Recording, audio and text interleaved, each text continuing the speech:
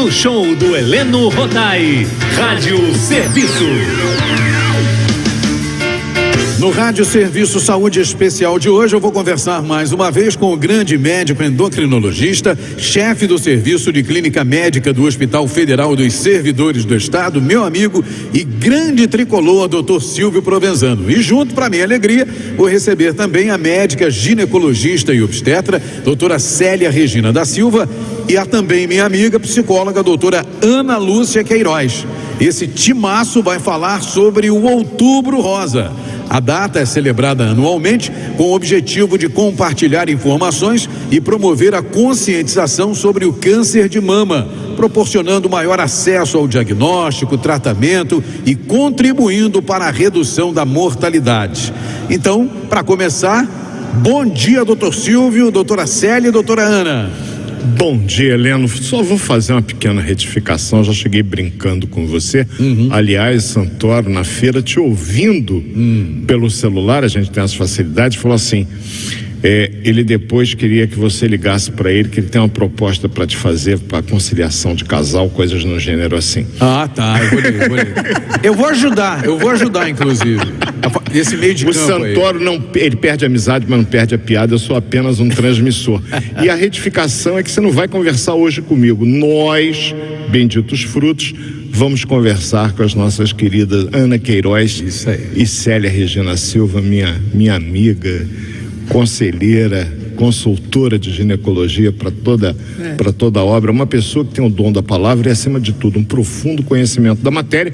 E no Outubro Rosa, a vinda dessas duas aqui, eu diria que é mandatória, é um privilégio para nós, Helena, termos aqui. Célia, seu bom dia, antes da gente entrar no assunto do câncer de mama, que é fundamental. Como é bom ter amigos, né? Verdade. Bom dia, Silvio, bom dia, Heleno, bom dia, família Tupi, bom dia, Regina, e a querida Ana, que está aqui do meu lado, colega de muitos anos da Universidade Federal do Rio de Janeiro. Hoje nós vamos falar, sim, sobre o câncer de mama, e o Outubro Rosa faz aumentar a nossa reflexão sobre o assunto. Bom dia para a doutora Ana Queiroz. Bom dia, amigo, bom dia, queridos, bom dia a toda a família Tupi. Maravilha. Doutor Silvio, dá o start aí para a gente começar nosso bate-papo de hoje. Começar pela Célia. Célia, sabidamente o câncer de mama é sempre uma preocupação presente na vida de toda mulher. Então explica pra gente alguma coisa genérica em relação ao câncer. Eu sei que ele é o mais comum nas mulheres. A partir de que idade, por exemplo, a mulher deve começar a se preocupar? Esposa de 50, uma filha de 28, outra de 32, são preocupações presentes na minha vida em relação a essa doença. Nós temos hoje algumas normas estabelecidas pelo Ministério da Saúde. Então, nós sabemos que a prevalência maior é entre 50 e 69 anos. Mas a Sociedade Brasileira de Mastologia dá um alerta que esse acompanhamento e o diagnóstico deve começar a partir dos 40 anos. Toda mulher ao longo da sua vida deve conhecer seu corpo. Isso já facilita em muito para que nós tenhamos o rastreio do câncer de mama, ou seja, ela própria, com autocuidado, conhecendo seu corpo, facilita muito. Outra coisa, Célia, existem fatores de risco para o câncer de mama, ou seja, aquelas mulheres que, ouvindo você atentamente, tenho certeza, assim, quem é que tem que se preocupar mais? Todas se preocupam, mas aquelas que eu diria que tem que ter uma atenção especial. Sem dúvida, existem alguns fatores para nortear e alguns até modificáveis. Nós temos uma grande questão, que é a obesidade e o sobrepeso. Hoje é considerado o maior fator de risco em relação ao câncer de mama. Mas nós temos também o sedentarismo e nós temos também o álcool, a bebida alcoólica. Existem alguns dados que nós sabemos que são aquelas mulheres que a menopausa ocorreu numa idade mais avançada, após os 55 anos. Por acaso peguei 2 casos semana passada no consultório. A menopausa começando após os 55 anos, que não é muito comum, mas pode ocorrer. Que seria pela exposição por maior tempo ao estrogênio? Não necessariamente. Fosforilando como todo clínico gosta de Não fazer. necessariamente. Essa mulher nunca teve nenhuma grande exposição, por exemplo, as que eu acompanhei. Mas aquelas que começaram a menopausa após os 55 e aquela que nunca engravidou, aquela que nunca amamentou, elas têm uma tendência maior a termos preocupação, um olhar diferenciado em relação ao risco do câncer de mama. Mas os fatores modificáveis, o estilo de vida, hoje nós sabemos que é a principal atenção que nós temos que ter. E isso pode modificar, né? Então, claro, por que não atuar em cima desses fatores e essa mulher, a partir de hoje, a que está nos ouvindo, começar a pensar no seu emagrecimento, diminuir a ingesta de bebida alcoólica, parar com o tabagismo e não ter uma vida sedentária. Aqueles 10 mil passos que hoje vem se falando em relação à Organização Mundial de Saúde, mas não só isso, as atividades do dia a dia de casa já muda muito esse impacto. A história familiar é importante para o câncer de mama, Célia? A história familiar, muito bem falado, Silvio. Até algum tempo atrás, nós tínhamos uma preocupação muito voltada para essa questão. Lógico que o médico tem que perguntar se essa mulher tem história de câncer de mama na família, na linhagem direta, ou seja, irmã, prima de primeiro grau, tia, avó. Então, atenção em relação ao histórico de câncer de mama, câncer de ovário, câncer de próstata, porque são cânceres de origem germinativa de células que têm uma semelhança, digamos, genética. Então, atenção nesses casos. Porém, o que mais impacta são aqueles fatores de risco que eu falei, o estilo de vida. O risco em relação à história familiar hoje é considerado em torno de 7 a 8% naquelas que tem comprovadamente mutação genética, aquele BRCA1, BRCA2, que foram investigados. Raramente a população tem acesso a essa investigação. Então, atenção ao estilo de vida principalmente. Deixa eu fazer uma perguntinha aqui, doutora Célia, rapidinho, antes que eu esqueça. Essa semana, ela sabia que a gente ia falar sobre esse assunto, né? Porque o doutor Silvio anunciou no domingo passado. Então, eu recebi uma mensagem da Ana Maria Mendonça, nossa ouvinte do bairro Lins de Vasconcelos, perguntando o seguinte, que ela sempre fez apenas a mamografia. E esse ano foi solicitado que, além da mamografia, ela fizesse também a ultra das mamas. Por que normalmente é pedido esse outro exame, além da mamografia? Ana, valeu a pena essa pergunta. A ultrassonografia, ela tem uma característica de diferenciar se aquele nódulo é um nódulo líquido ou sólido, porque isso já nos faz pensar que aquela nodulação, que até então era considerada uma investigação que poderia ser um câncer de mama, muitas vezes é uma doença benigna da mama. Então faz diferenciar. A mamografia não dá para diferenciar o cisto, que tem um conteúdo líquido, do nódulo sólido. A mamografia é de suma importância no diagnóstico do câncer de mama, porque o ideal é não detectarmos o nódulo, e sim o que chamamos de pré-nódulo, que são as microcalcificações agrupadas, que surgem muitos anos antes de surgir o nódulo. Com isso, a detecção é precoce e cura pode ocorrer. Isso é fundamental. Ótimo. Antes de eu fazer uma pergunta para a Ana, que não está aqui de graça, é muito importante a participação dela. Duas coisas, Célia. Primeiro, a partir de que idade nós recomendamos a realização desses exames de rotina? E que você falasse um pouquinho sobre os cuidados que toda mulher tem que ter na própria realização do autoexame. Autoexame. O autoexame permite que essa mulher procure o mais rápido possível o seu tratamento. Mas nós queremos o diagnóstico precoce, então a mamografia é fundamental, mas o autoconhecimento do corpo em toda época. A mulher deve ser orientada a observar seu corpo. A se tocar. A se tocar, exatamente. E se olhar. Por quê? Se essa mulher tocou, percebeu um nódulo, um abaulamento na mama, tem que ser acompanhada e vista, mas muitas vezes não tem. Então o olhar é fundamental. Uma mudança no aspecto da pele fica com aspecto tipo casca de laranja, ou então aquele mamilo que mudou o direcionamento, ele está meio lateralizado. Isto é uma mudança que tem que ser comunicada ao médico, porque antes de perceber o nódulo, pode ocorrer desvio do mamilo e pode ocorrer uma retração na pele. Então, o olhar é fundamental também. Além disso, nós temos a mamografia, que o Ministério da Saúde determina que entre os 50 e 69 anos seja realizada a cada 2 anos. Já a Sociedade Brasileira de Mastologia coloca que a partir dos 40 anos convém a primeira mamografia, e o norteamento de ser anual ou de 2 em 2 anos vai depender de caso a caso. Eu costumo dar uma dica para as minhas pacientes, que é a de palpar a mama debaixo do chuveiro, passando sabão, porque facilita, né, passar a mão por cima, escorregar e perceber alguma irregularidade. Se tiver um espelho no banheiro, melhor ainda, porque acaba observando se tem essas alterações que Célia falou.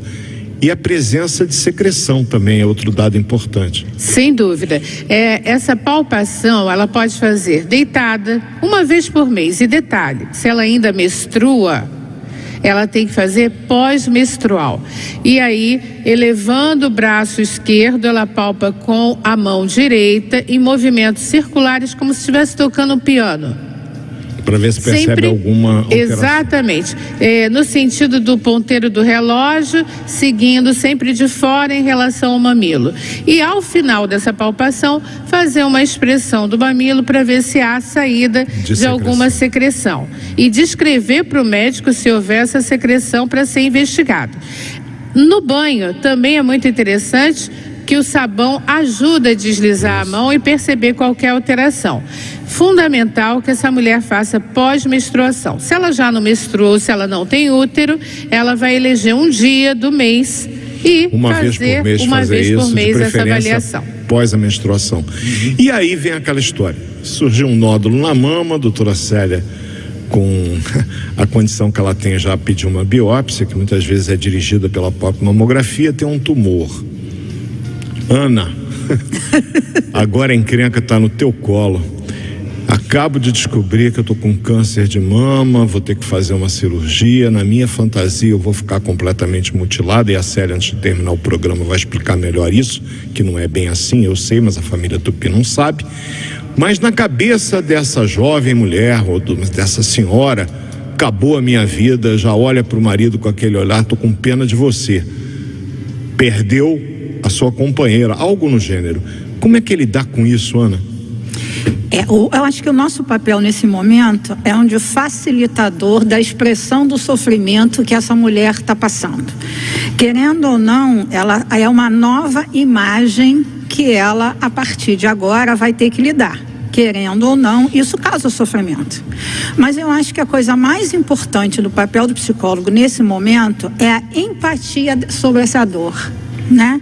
Eu acho que todo mundo precisa se sentir que tem alguém junto que consegue dividir aquele sofrimento, aquela mudança de imagem que a gente está passando.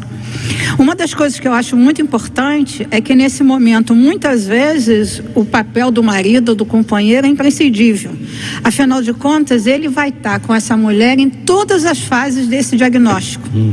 Muitas vezes até assumindo o papel de segurar um pouco mais essa situação e mostrar para essa mulher que ela é muito mais do que uma mama. Sim. Né? Porque a primeira sensação que essa mulher tem é que ela deixou de ser admirada, deixou de ser amada e principalmente desejada. Tem razão. Então eu acho que é um papel fundamental a gente sentir em qualquer momento da vida da gente, ainda mais ou mais quando existe alguma cirurgia mais séria, que a gente não está sozinha. Perfeito. Legal, é difícil isso. E já que você falou no homem segurar a mão, eu não posso me furtar a dizer, viu? Vocês que estão ouvindo aí, olhando para as esposas, homem também pode ter câncer de mama, viu? Não é comum, mas pode ter. Parece que, eu não sei a estatística, 1%. 1%. Um caso em cada 100 homens. 1% de cada 100 cânceres de mama, um dá em homem. Então não são só as mulheres as escolhidas, se bem que evidentemente é o grupo que se direciona. De 100, 99 são do sexo feminino, mas um pode ser homem. Célia, detectei um nódulo, fiz a biópsia, carcinoma. Tem vários tipos, a gente não vai entrar, obviamente, senão o programa iria durar e a gente ia atrapalhar o Jogando Fluminense daqui a pouco. Muitas horas para falar disso. Como é que a gente vai fazer o tratamento de um modo geral? Eu sei que tem tratamento cirúrgico, mas é isso que eu quero que você explique, porque a questão da mutilação é o que vem na cabeça da mulher. Vão me raspar toda, vou ficar deformada. Conta para a família Tupi que não é bem assim.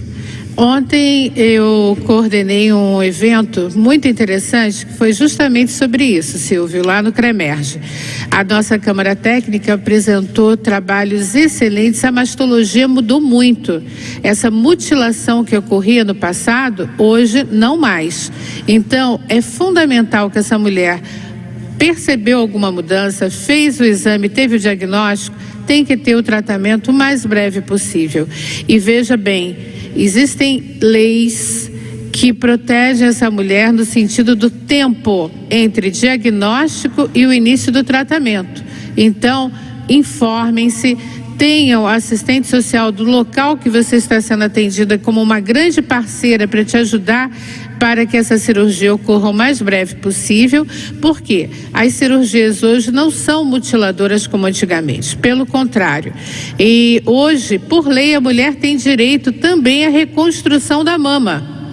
Então, essa reconstrução, dependendo de cada caso, poderá ocorrer naquele tempo em que ela resolve, faz a remoção do tumor ou a posteriori, dependendo de cada caso. Mas as cirurgias hoje, curativas, se for precoce o diagnóstico, facilitem muito. E em alguns casos, há necessidade de radioterapia e quimioterapia, outros não. Então, cada caso é um caso. Por isso é que o médico sabe que cada paciente ele tem a sua própria individualidade. E quando falamos de câncer de mama, falamos de uma doença que em cada paciente que a gente faz o diagnóstico pode ser um tipo diferente, com uma apresentação diferente, e para cada tipo e para cada apresentação clínica, ser uma doença localizada, que é o ideal. Daí a importância que a professora Célia falou do diagnóstico precoce. Mas se for uma doença já avançada, metástase óssea, metástase pulmonar, que sai hepática e cerebral, porque é um câncer que espalha, daí não dá tempo para esse câncer poder se espalhar, o tratamento é diferente, porque além de fazer a cirurgia, e muitas vezes antes da cirurgia começa a quimioterapia, a radioterapia, uma série de nuances que a gente leva anos de especialização para saber que a gente só sabe que nada sabe. Célia, queria que você complementasse nesse Outubro Rosa, que foi criado exatamente para que todos se conscientizem, não apenas as mulheres, mas o papel dos homens é de fundamental importância também, no conhecer isso aí e no apoio que ele tem que dar. Queria que você desse as palavras finais do Outubro Rosa da Rádio Tupi. Que a nossa mensagem seja muito bem avaliada, pensada por cada um que está nos ouvindo, no sentido da prevenção. Quanto mais precoce, melhor para a mulher. Eu me preocupo muito com esse período da pandemia, porque muitas mulheres postergaram a realização da mamografia. Então, procurem o mais breve possível realizar seus exames para que o diagnóstico, tomara que não ocorra, mas se houver o diagnóstico, que tenha a intervenção em tempo hábil. Um ótimo domingo para a família Tupi. Um beijo grande para você, Regina, Heleno, Silvio e Ana. Célia, é muito importante o que você acabou de falar. O medo tem matado tanto ou mais que a própria Covid matou. E eu tenho percebido na minha prática diária no Hospital de Servidores, pessoas que teriam feito acompanhamento normal, de forma normal, mas retardaram a ida com medo de hospital, e estamos detectando doenças num estágio mais avançado. Mas eu não posso encerrar sem ouvir minha querida Ana. Ana, o papel do psicólogo dando apoio a essa mulher nesse momento é fundamental. Recado seu para a família Tupi. O meu recado é que todas as mulheres não se esqueçam que nós somos muito mais que um corpo, né? Existe a fase difícil, ninguém nega, mas a autoimagem, a autovalorização faz a diferença na vida de qualquer pessoa. Obrigado a vocês duas por terem se disponibilizado em pleno domingo, mas eu sei que faz parte da missão de vocês poder orientar, poder ensinar, e eu tenho certeza que muitos e muitas que ouviram vocês estão querendo que eu faça esse agradecimento e eu não posso me furtar isso. Muito bom. Obrigado, Helena. Domingo Vai ficar emocionado.